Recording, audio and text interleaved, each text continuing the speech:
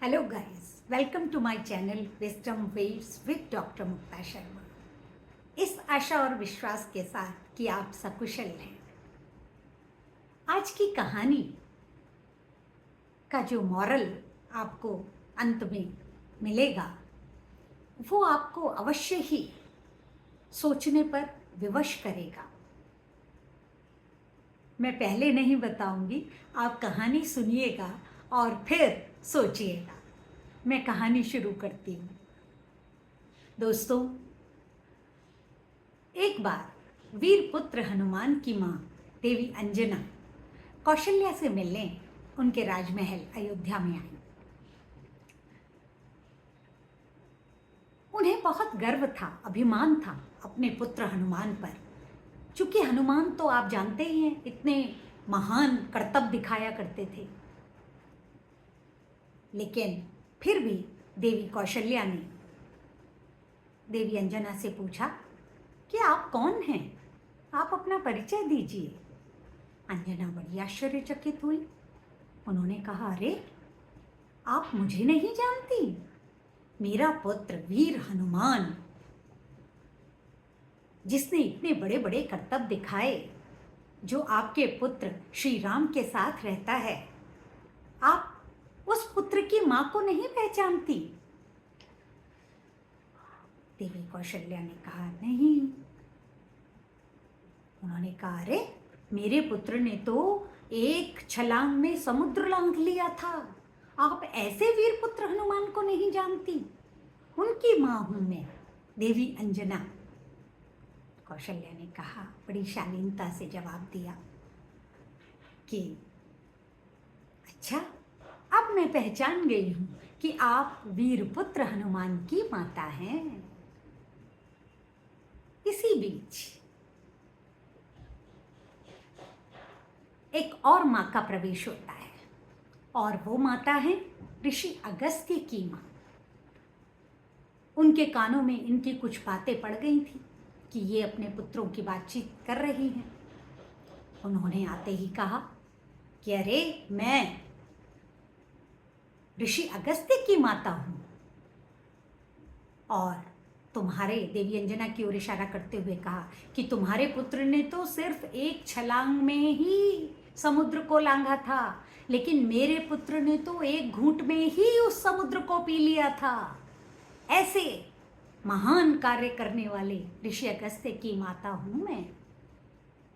उनकी बातों में भी बड़ा गर्व और अपने बच्चे पर प्राउड फील करते हुए ये सब बात कही थी।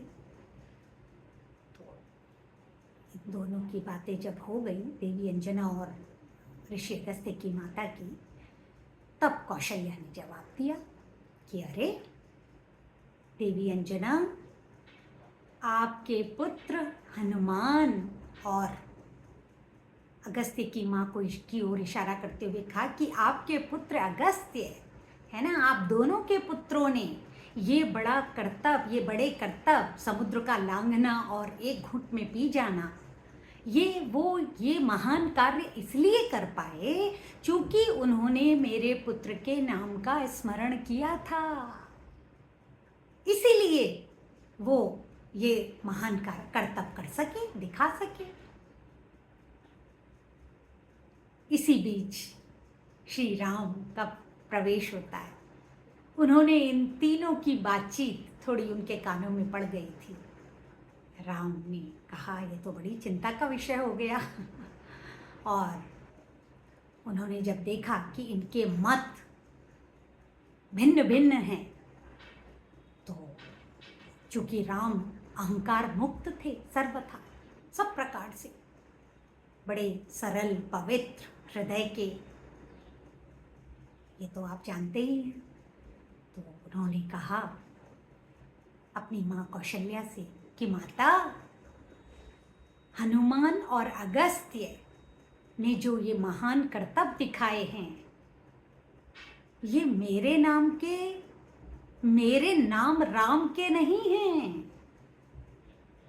यानी मेरे शरीर को राम नाम दिया गया है ना। मेरे शरीर को राम नाम दिया गया है, उसके हैं। आप ये मत सोचिए कि ये मेरे कारण महान कर्तव्य हुए। ये तो राम का जो नाम है वो मेरे शरीर को मिला है, इसीलिए ये सब हो पाया।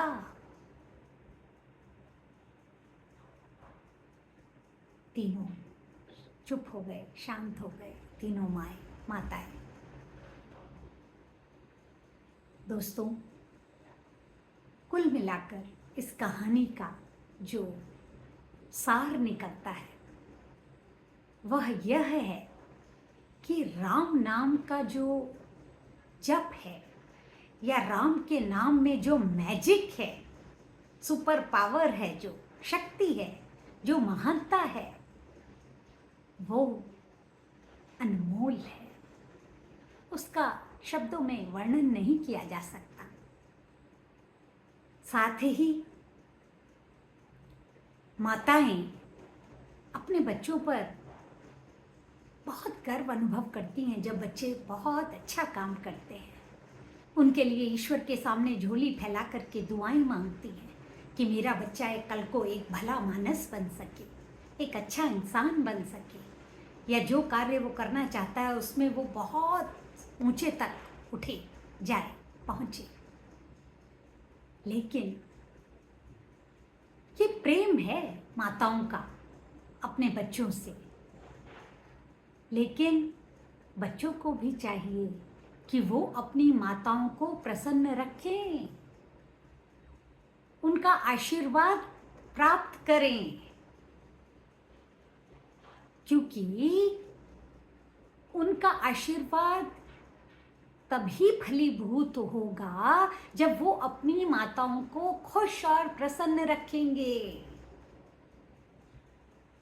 माता भगवान तुल्य है, सबसे ऊंचा दर्जा है माँ का। लेकिन दोस्तों, माता के प्रेम के साथ साथ, उनके आशीर्वाद के साथ साथ प्रभु की कृपा होनी परम आवश्यक है।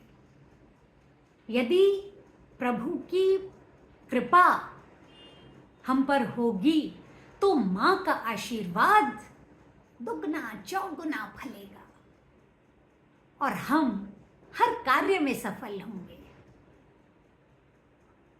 सोचिएगा जरूर, कमेंट सेक्शन में बताइएगा। Thank you so much. खुश रहिए, मस्त रहिए, व्यस्त रहिए।